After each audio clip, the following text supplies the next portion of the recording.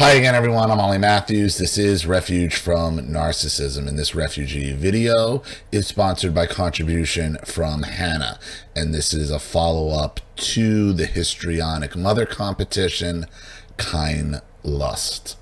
Dear Ollie, I send a donation. Hope you make a video about this letter. I sent you a letter of my mother that she wrote me after I got low contact. I had it translated from German to English. My English is not very good, but I think my translation makes more sense than a result from the Google translator. Sure, it'll be hard to read because of the translation, but also because my mother wrote the letter a little bit complicated. I'm sorry for that. I only want to explain shortly some things so this letter makes sense to you. My parents remind me always about me being overweight. I have a BMI of 26.7. My father was overweight and has diabetes.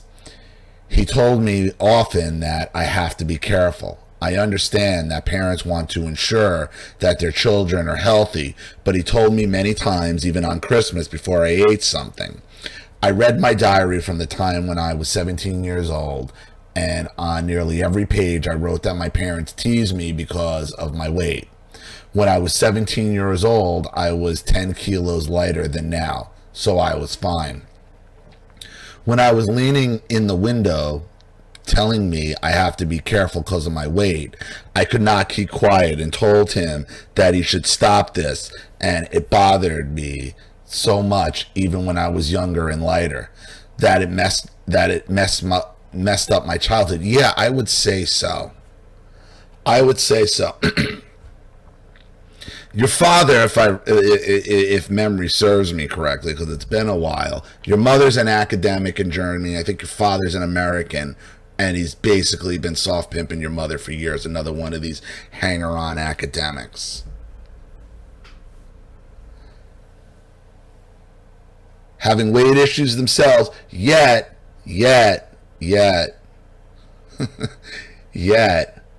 they'll torture their own daughter. They'll torment their own daughter.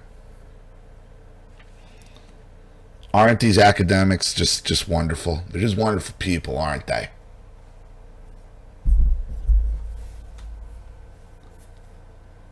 Pointing out their hypocrisy is meaningless because they get off on it. This is why going no contact and balkanizing is the only thing you can do.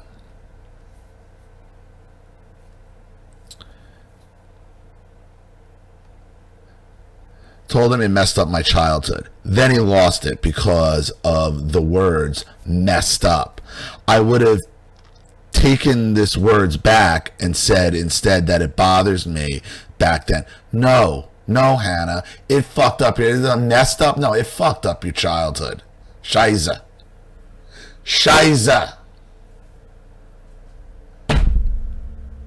That was your fucking childhood, thanks to your father. Idiot, asshole, fucking boomer American. Right?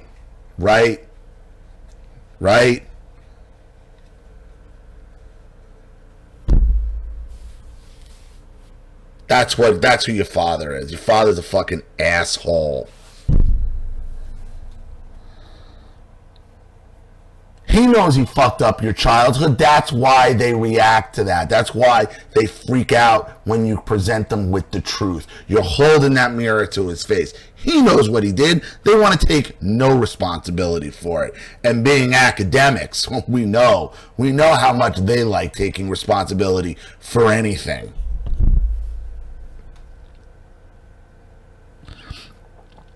I would have taken these words back and said instead that it bothered me back then, but he talked down to me instantly.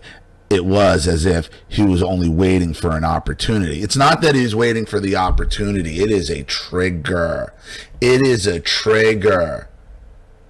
You catch the most flack, okay, when you're over the target. That's an old expression. Flak meaning, when a plane, bombers fly and they shoot up flak to shoot the bombers down. Well, when you're taking flak, that means you're over the target. It's not necessarily he was waiting, it was reactionary because he knows, they know they fucked you up. They know they fucked you up, but they are not going to take responsibility for it, ever. I gray rocked always my parents, but in this occasion I made the mistake. He told me that I was one entire lamination. This was absurd to me because I gray rocked them for over a year. Then his wife is a histrionic person. So I lost it and told him this was not the case because I need mental support. I don't ask them for anything. So it can't be that they hear me crying, that they can't hear me crying about something, that they hear me crying about something. They just don't care, Hannah. They're selfish children. They're academics trying to stay at 21, 22 years old for life. You're nothing more than an impediment to them.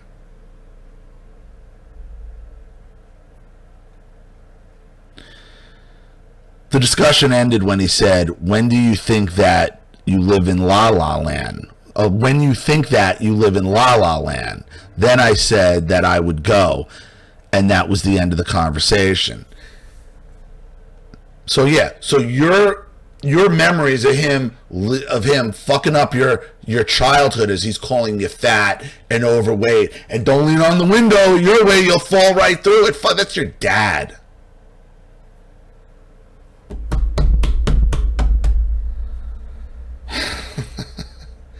Fathers we're supposed to have a different relationship with their daughter. It's a different feeling.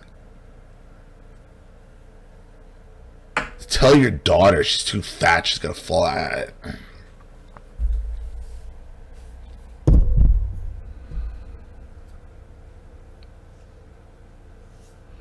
But if you think that you live in Lala, you're crazy. They know what they did. In the letter, I changed the name of the people. John is my son, and Tina is the little sister of my mom, not the one who gave birth to my twin sisters. I had a second career because I was not successful in the first one.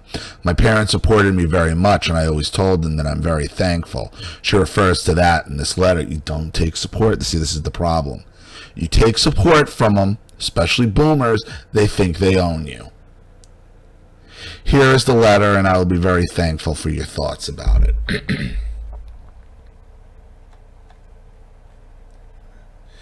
Dear Hannah, I only have noticed a part of your outburst after Dad told you his concern about the risk of diabetes. Dad gave me the gist of your sentence. I can't rely on you. I will get my support from someone else. The sentence first blew me away, and you have to assign me high sensitivity. When I try to look at this sentence without emotions, there's no objections to it, except his brutal directness.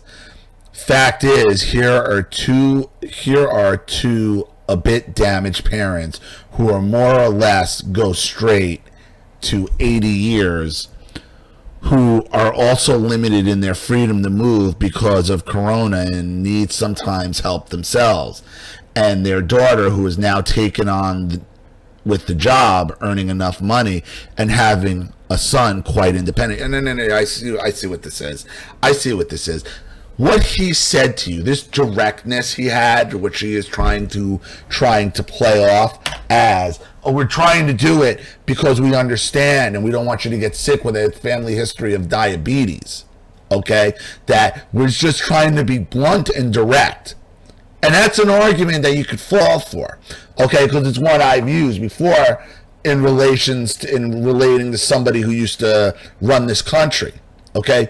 Would you rather have a doctor pussyfoot around you, or just come out and tell you, if you don't stop eating, you're going to die? He's trying to say he's the latter and is just being blunt and direct, but they immediately, as they always do, tip their motivations, as they always do. They're more than 80 years old, limited in their freedom because of Corona, and sometimes need help themselves. And their daughter was now taking on with the job, earning enough money, and having a son quite independent. Your son's independent. You're making money. You can't get sick because you got to take care of me. Fucking boomers, man. Fucking boomers.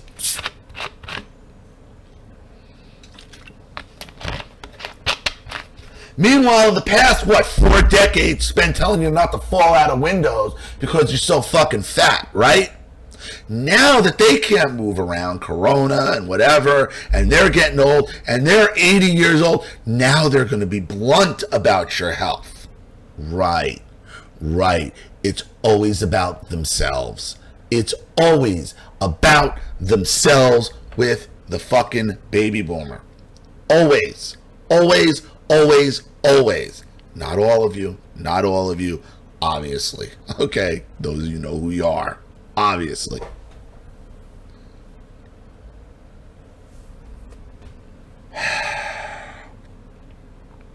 From what I remember, your father basically sucks off your mother. Your mother's the one who has the job.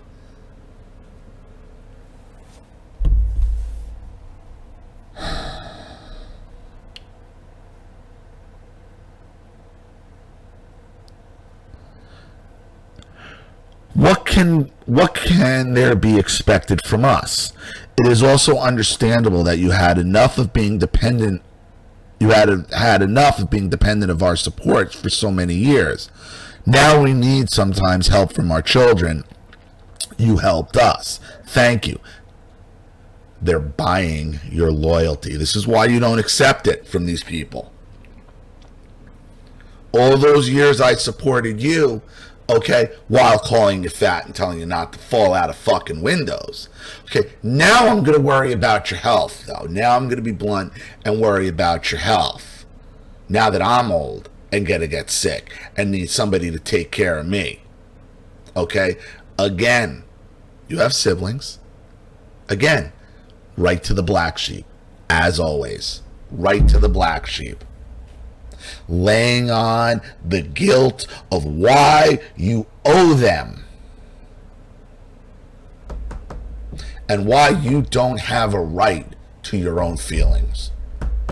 Remember, this is all because you got mad at what he said to you and he didn't want to take, and you told him they messed up your childhood. Well, if they messed up your childhood, okay, why would you stay and take care of them at 80 years old? That's what that was a reaction to.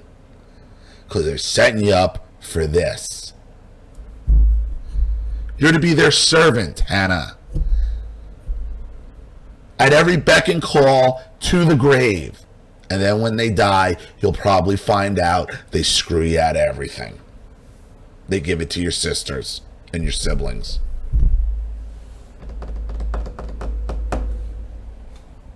Right? If your siblings aren't already plotting how to get shit away from you. Right?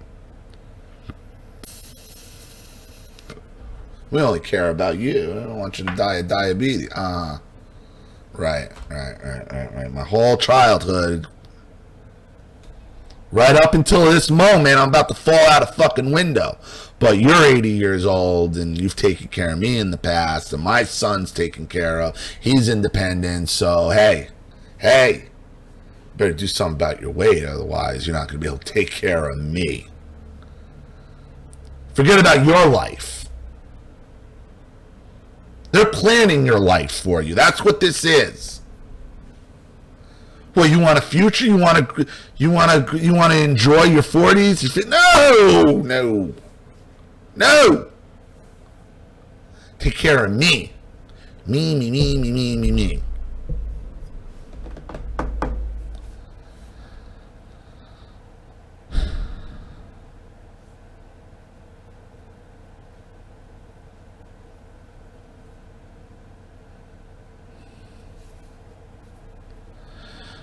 Now, why this sentence? Is it a retribution for a supposed attack? But put behind this sentence, there are stories that expresses disappointment, as if you never or very little count on us. When I only review the last years, I have a totally different picture. You also have seen it totally different.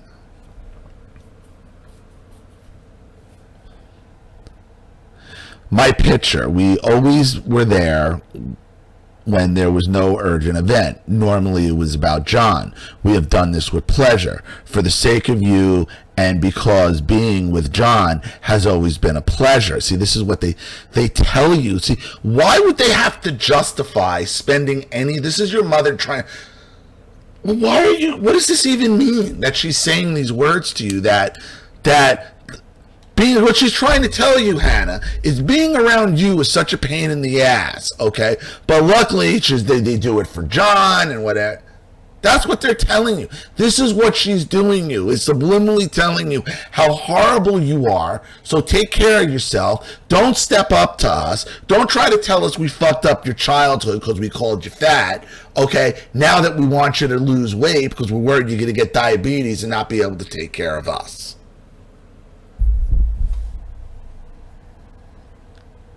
And what they're doing is she's just layering it on. She's giving you body shots, telling you how horrible you are, and everything she does despite you being horrible. Because being with John has always been a pleasure, not with you. Do you see that? Do you see the subliminal knife, the shanking there? Being with John's always been pleasurable. One time certainly you were disappointed rightly. At this time, I yielded your dad with bad conscience. I'm sorry. But who without guilt is throwing the there we go with the Bible verses.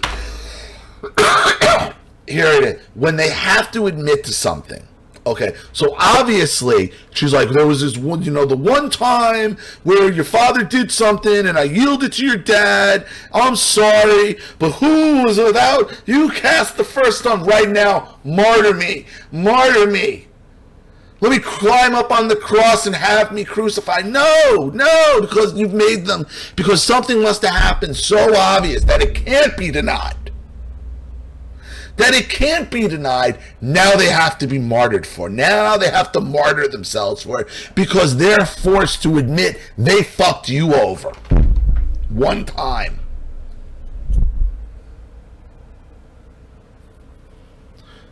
But who without guilt is throwing the first stone? Fuck off. I thought that you forgave that because about 2 years had passed since then. That's what they always think. They always think it's over. It's over. It's over. And it's my other point about forgiveness. You don't forgive. You really don't. You really don't. Because when you forgive them, more than when they think you forgive them, or even when you do forgive them, this is the shit you're forgiving. And this is what they do with your forgiveness. Turn around and use it against you. No, you don't get to fuck me over and tell me when to get over it. You don't forgive them.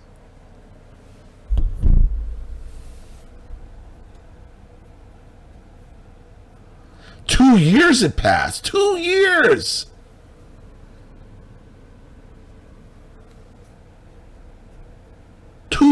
Had passed. 2 whole years. That's it. It's done. That's it. File it away. Never to be thought. That's what they think. They're never sorry. Tell you it's empty. Oh, 2 years have passed. And if it's so bad, Hannah, if it's so bad that even your mother will admit to it in writing, and it must be bad, it must have been a bad incident that was displayed in front of many people that they can't fucking deny.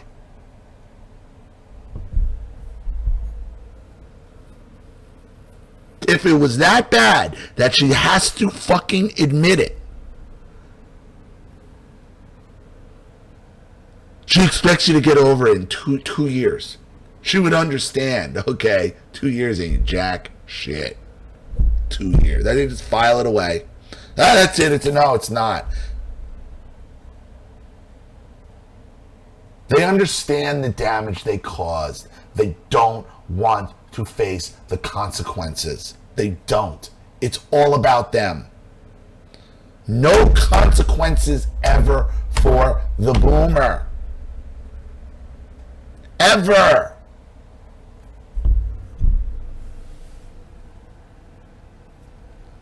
Regardless of what they did to your childhood, fucking you up, the horrible things they say to you.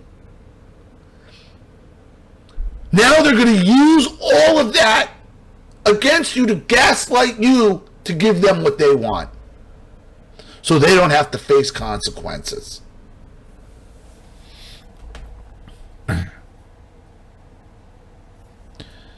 We also talked a lot since then, and I didn't feel a big resentment from you because you hide it. Because we're forced to hide every fucking emotion so you don't have to deal with this. With letters and phone calls and fucking fighting and gaslighting. She's proving your point. All here to yourself. To yourself, Hannah. First video, kind lust. No desire. You have to have no desire for any of this. None.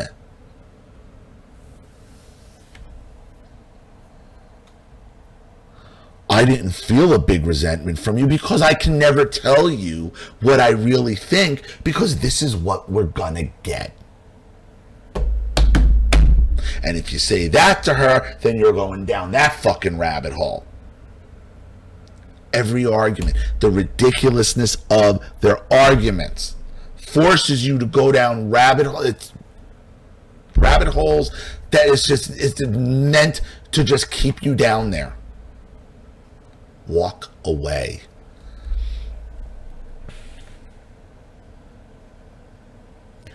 Lately, I was torn back and forth indeed. On one side, I have a good feeling that you are building up your life's self-confident and that we will meet each other more and more as adults on equal terms.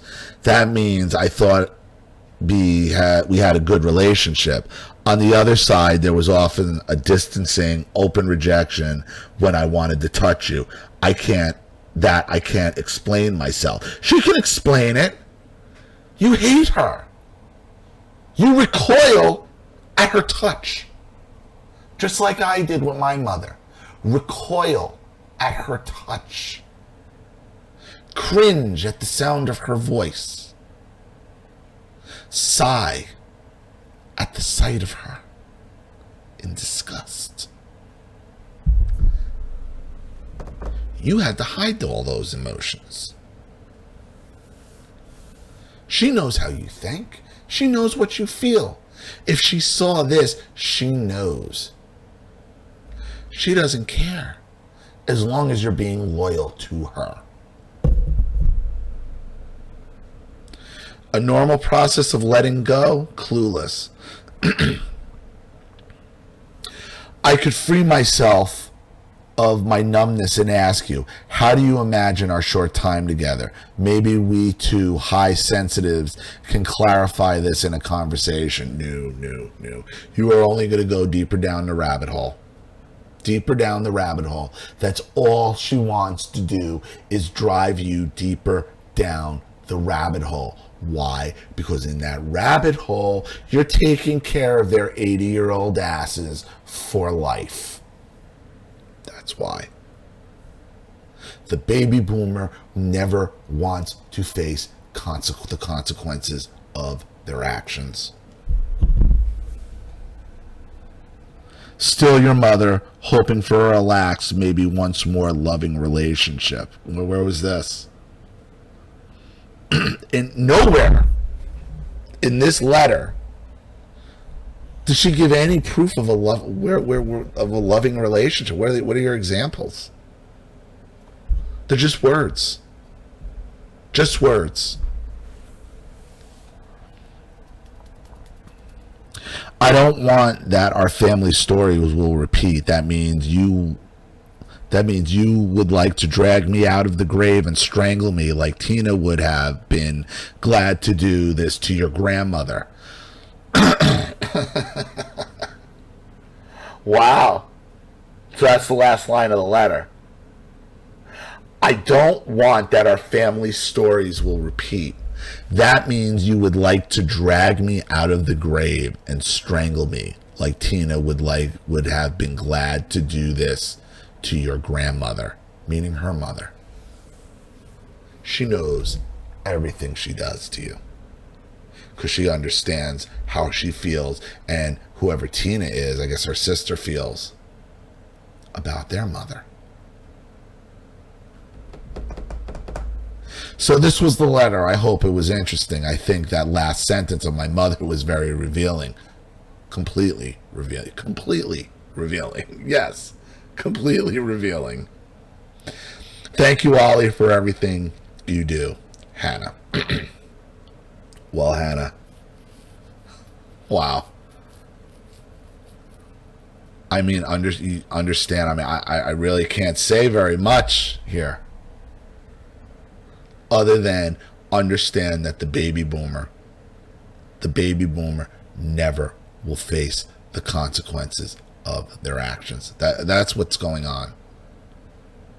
And she's hoovering you back into a fucking rabbit hole so you can take care of her and your husband and your fathers in their waning years. All they care for is themselves. That's it. That's it. All she did was gaslight you, subliminally tell you you're a horrible person, and then admit she knows you'd like to drag her from the fucking grave and fucking wring her neck. Right? Right. No redeeming qualities.